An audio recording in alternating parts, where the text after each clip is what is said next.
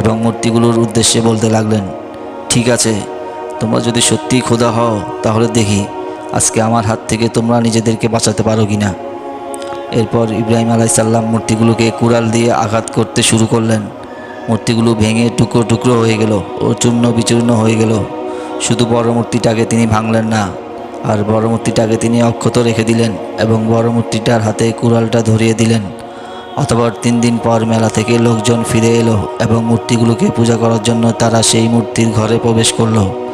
আর মূর্তির ঘরে প্রবেশ করতেই তারা হতবাক হয়ে গেল। লোকজন দেখতে পেল মূর্তিগুলোকে কেউ ভেঙে গুঁড়ো গুঁড়ো করে রেখে দিয়েছে। লোকজন বলতে লাগলো, কে আমাদের এত বড় সর্বনাশ করলো? কে আমাদের মূর্তিগুলোকে ভেঙে গুঁড়িয়ে দিল? এরপর লোকজন এবং ইব্রাহিম আলাইসাল্লামকে বলল, ইব্রাহিম, তুমি তো আমাদের মূর্তিগুলো পাহারা দিয়েছ, তাহলে আমাদের মূর্তিগুলো এই অবস্থা কে করলো? কে আমাদের মূর্তিগুলোকে টুকরো টুকরো